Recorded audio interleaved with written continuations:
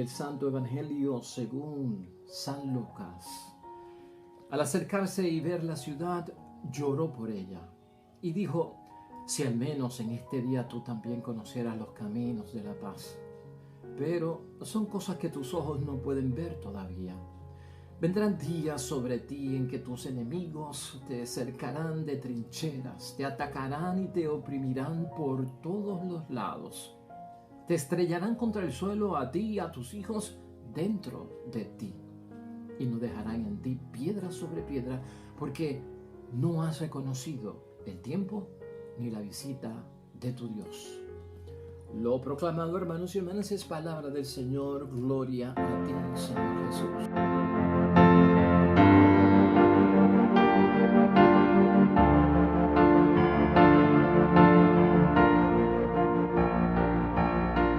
Este es el Evangelio de San Lucas, hoy en el capítulo 19, versículos 41 al 44, hermanos y hermanas, donde Jesucristo está lamentándose por la ciudad de Jerusalén, por la gente de Jerusalén, por sus hermanos y hermanas judíos y judías, donde Jesucristo no solamente se lamenta, hermanos y hermanas, sino que Jesucristo vuelve a recordar la profecía de la destrucción del templo, y no solamente del templo, sino de los judíos y las judías de su tiempo. Y fíjate, es una palabra que pues nos sorprende de gran manera, por aquello de que el Evangelio comienza diciéndonos que Jesucristo lloró, ¿no? Al acercarse y ver la ciudad, lloró por ella. La palabra de Dios y el Nuevo Testamento recogen, hermanos y hermanas, al menos 3 ocasiones donde Jesucristo lloró. Y lo registra el Evangelio. Y decimos que lo registra porque pudo haber otros muchos momentos donde Jesucristo llorara, pero que quedara registrado, que los apóstoles se acordaran después de los años que tardaron en escribir el Evangelio, porque los Evangelios no se fueron escribiendo ahí simultáneamente. Según Jesucristo hablaba, ellos iban escribiendo. Pero es interesante saber que los sentimientos de Jesucristo, por lo que pasa a su alrededor, por lo que comprende el objetivo de su misión, son reales, ¿no? Jesucristo lloró por la muerte de Lázaro, hermanos y hermanas. Jesucristo también lloró durante su pasión. Y Jesucristo, hermanos y hermanas, hoy llora por Jerusalén y se lamenta por Jerusalén. Esta situación de la destrucción del templo en profecía lo discutimos hace poco aquí y señalamos que era una profecía para el primer siglo, una profecía para los primeros cristianos, para que se prepararan, para que tuviesen perseverancia, para que fueran fuertes y valientes, con una corteza, hermanos y hermanas, para enfrentar la persecución, para enfrentar la cárcel, para enfrentar el odio, la violencia y hasta la muerte. De eso hablamos, ¿verdad? Y fue doloroso saber que verdaderamente el templo de Jerusalén se destruyó y todo lo que es el pueblo judío también, hermanos y hermanas. Y es bien triste. ¿Qué provocó esto? ¿Qué causó esto? ¿Por qué Cristo se lamenta? Esa es la pregunta que nos hacemos hoy. Cristo quiere, hermanos y hermanas, que veamos la salvación. No te olvides de eso. Cristo quiere que veamos la salvación. Y mira cómo es la idea fuerza, ¿no? La voluntad de Dios nos conduce a comprender lo que más nos conviene. Esa es la voluntad de Dios. Dios Jesucristo, al hablar, hermanos y hermanas, en sus palabras, dice varias cosas importantes que tenemos que señalar de la palabra de Dios, ¿no? Una es que llora nuestro Señor Jesucristo y se lamenta y explica las razones de su lamento y la causa por la cual este pueblo va a sufrir lo que va a sufrir. En ese versículo 42, si al menos en este día tú también conocieras los caminos de la paz. Queja de Cristo, el señalamiento, hermanos y hermanas, es que no han buscado los caminos que conducen a la paz. No han buscado el camino correcto que conduce a la paz. Jesucristo en sus 3 años de vida pública nos recordaba, hermanos y hermanas, que mi paso os dejo, mi paso os doy, pero de una forma cualificada, no como la da el mundo. Cuando rechazamos las cosas de Dios, la paz, la alegría, la felicidad, el bienestar, con todo lo que acompaña el ser un creyente y un discípulo de Cristo. Los retos, los desafíos, los dolores, el sufrimiento, la persecución, el señalamiento. Hermanos y hermanas, cuando aceptamos todo eso, estamos caminando hacia la paz. Estamos conociendo lo que verdaderamente nos da la paz. Por eso, esa exclamación de Cristo, ¿no? Si conocieras lo que conduce a la paz, quiere decir que estaba ausente. La paz en muchos momentos, hermanos y hermanas, se busca por otra vía, por otro camino, por otra ideología, por otro principio, por otra forma de vivir. Y hay paz en el mundo que son más cómodas que las de Cristo, porque la de Cristo, hermanos y hermanas, viene pues con cierto desafío que solo lo admiten aquellos que son valientes. Ese es el lamento de Cristo. Hoy hay que preguntarse, hermanos y hermanas, casi terminando ya este tiempo ordinario en el calendario litúrgico, que es el tiempo de la vida ordinaria, cotidiana de nuestro Señor Jesucristo. ¿Conocemos tú y yo lo que conduce a la paz?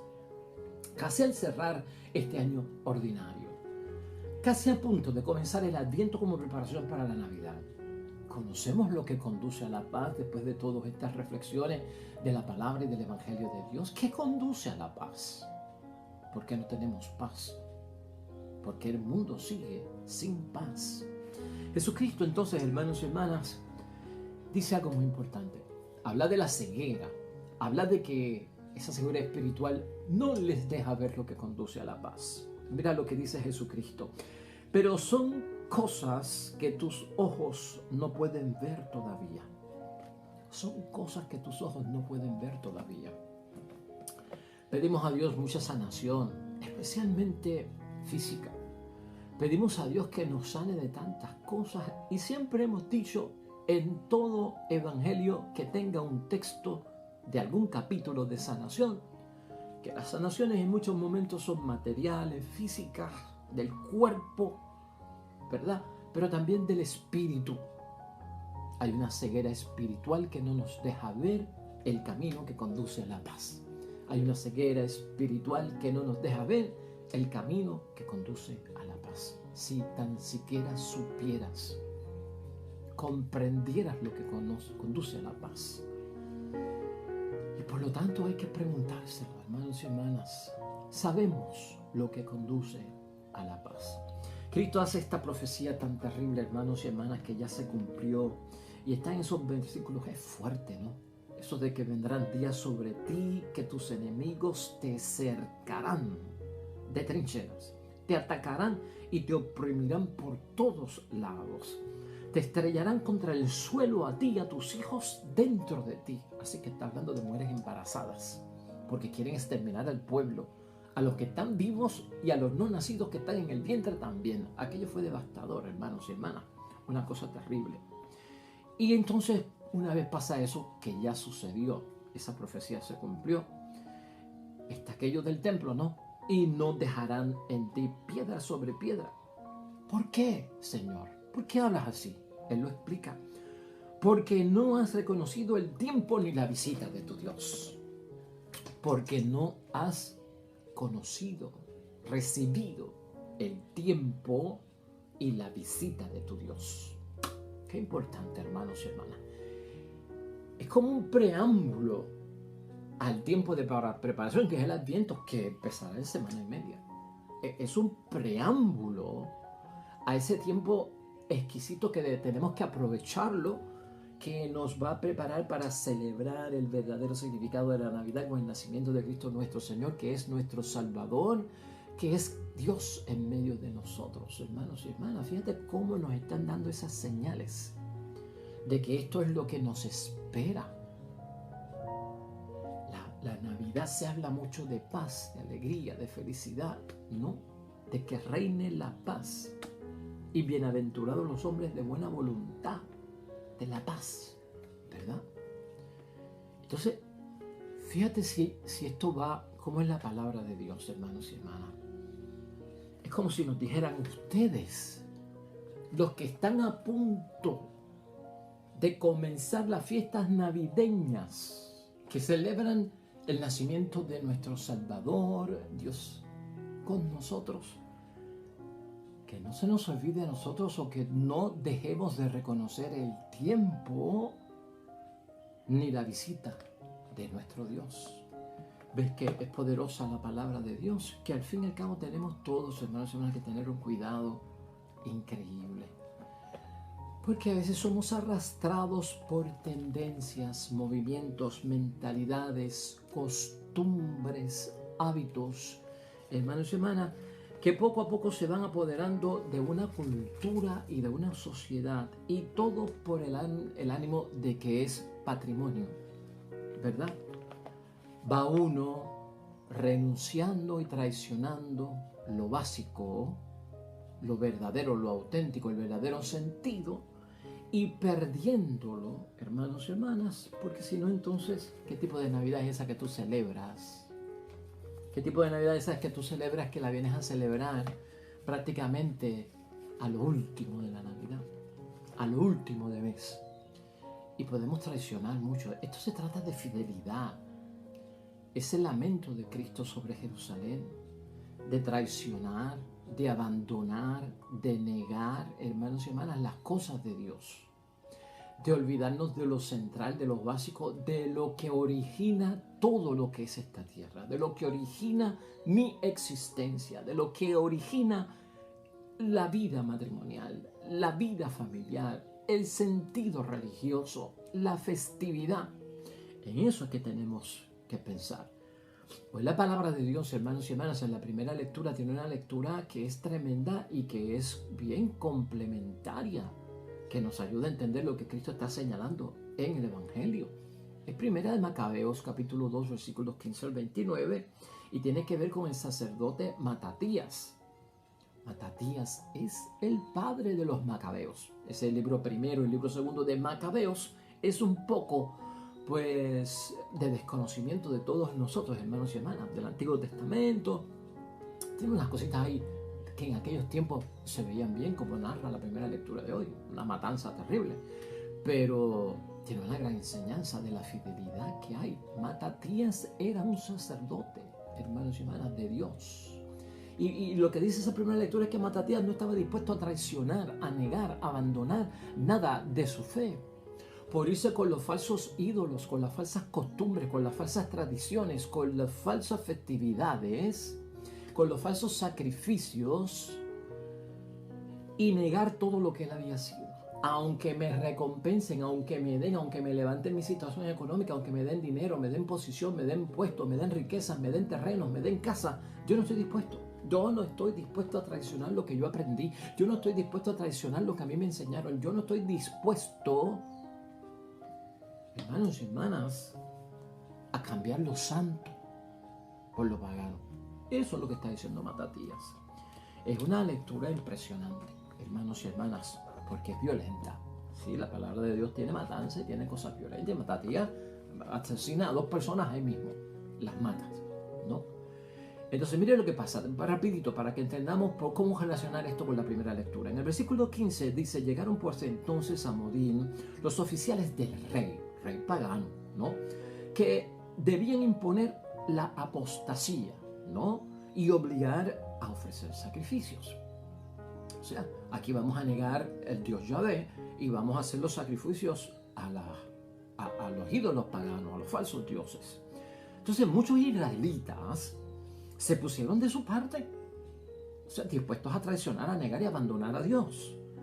Pero Matatías y sus hijos no. O sea que Matatías y los macabeos dijeron: no, nosotros no vamos a traicionar a Dios y nosotros no vamos a ir en contra de Dios. Aunque lo diga el rey, aunque sea mandato del rey y aunque el rey diga que hay que hacerlo. Entonces los oficiales del rey dijeron a Matatías: mira, tú eres un personaje importante, porque Matatías era sacerdote, era líder, y el que es líder inspira, y los demás oyen, escuchan y hacen lo que diga el líder. Pues entonces piden los oficiales a convencer, hermanos y hermanas, a Matatías. Y le dijeron: tú eres un personaje importante y respetado en esta ciudad, tú tienes hijos y hermanos que te siguen.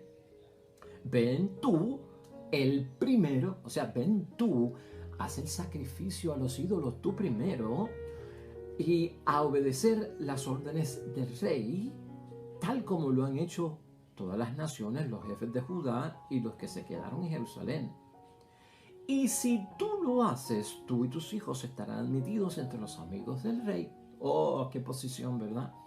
Y serán recompensados con oro y plata, o sea que le van a subir el nivel social y económico. Y con muchas otras cosas que ni te imaginas. Fíjense todo lo que le ofrecen. Entonces lo llaman a él porque, pues, como es líder, sacerdote, cuando lo vean a él, los demás lo van a hacer. Ya en el versículo 19, Matatías habla. Aquí vamos a ver lo que Cristo espera. Aquí, Matatías, ¿qué es lo que vamos a aprender con Matatías? Lo que es un hombre que reconoce, hermanos y hermanas, el camino que conduce a la paz mía con Dios, a la paz y a la tranquilidad mía con las cosas de Dios, con los mandamientos de Dios, con el resumen de la ley de amar a Dios sobre todas las cosas y al prójimo como a mí mismo. Un hombre que es testigo de lo que Cristo quiere en nosotros, que reconozcamos el tiempo de Dios y la visita de Dios, no otra cosa. Dice, Matatías respondió con todas sus fuerzas: aunque le obedezcan al rey todos los pueblos que conforman su imperio, aunque todos abandonasen el culto de sus padres para seguir sus ordenanzas, o sea, se refiere a sus hermanos judíos, aunque todo el pueblo se vaya, yo, mis hijos y mis hermanas seguiremos la alianza de nuestros padres. Gloria a Dios. Eso es lo que necesitamos en una Navidad que se avecina. Personas con el talante, hermanos y hermanas, de decir ese bullicio no celebra Navidad. Esa canción no celebra lo que yo conozco como Navidad. Esa estrofa de esa bomba no da a conocer el nacimiento de Cristo y lo que es Cristo en nuestra vida. ¿Estás entendiendo? No. Y aquí, hermanos y hermanas, Matatías está al nivel de Josué.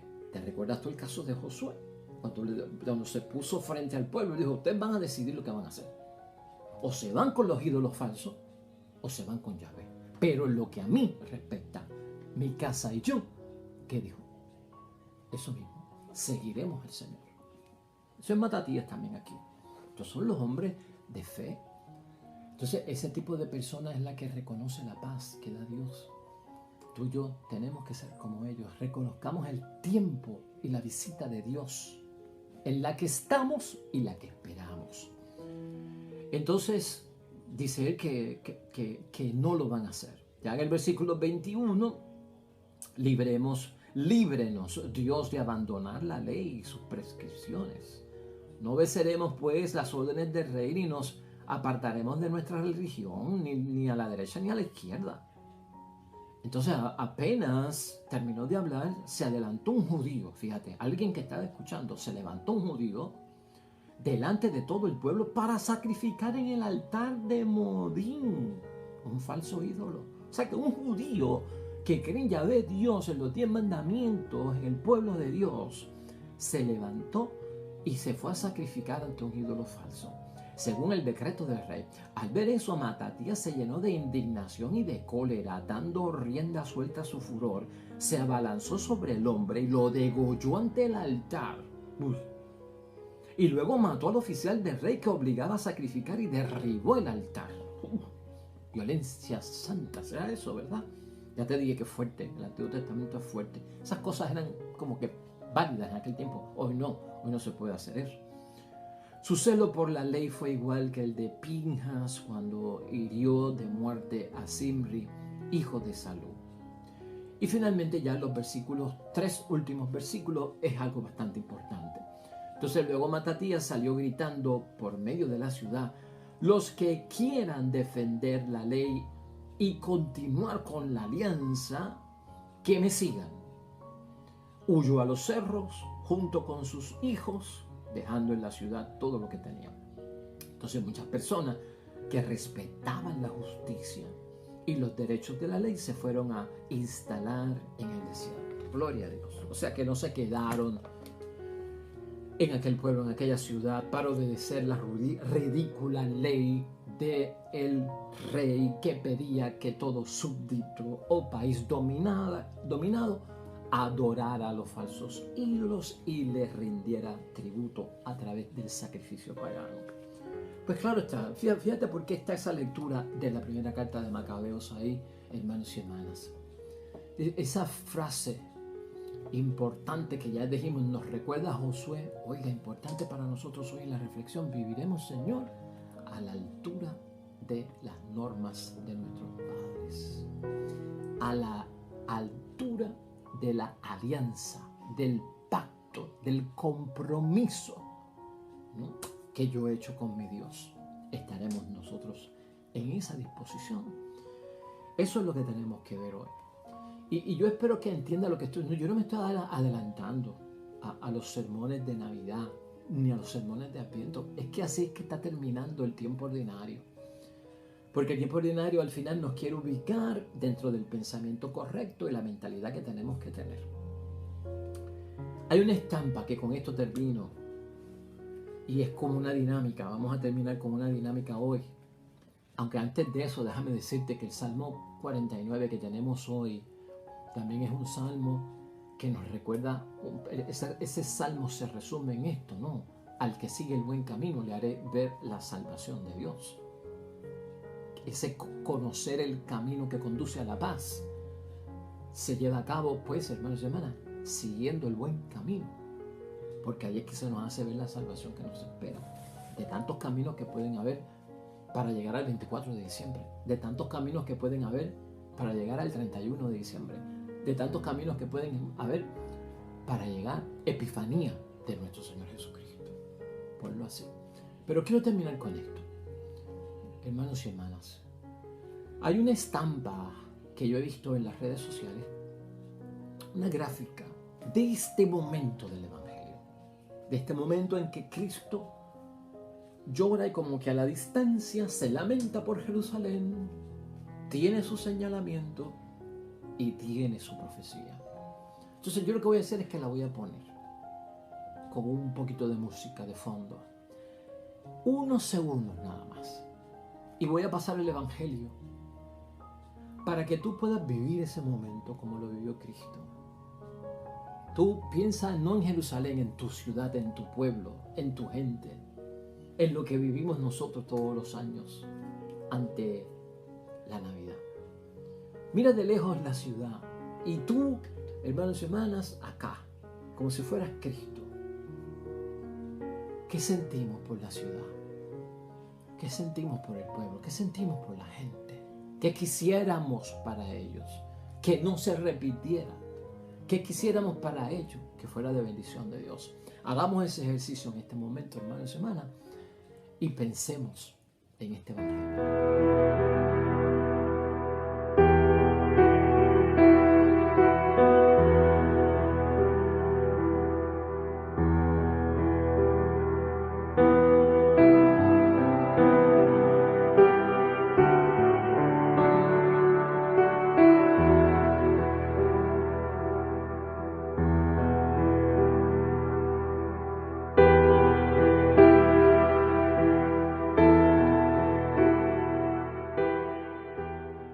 Qué interesante, ¿verdad, hermanos y hermanas?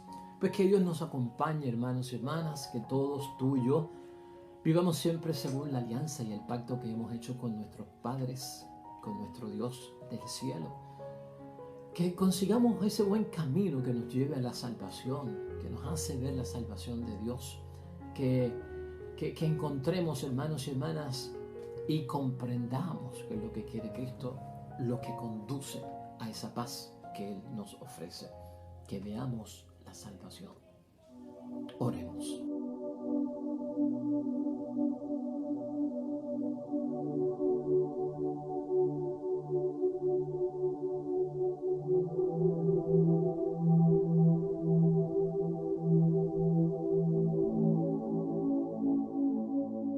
Amén y amén.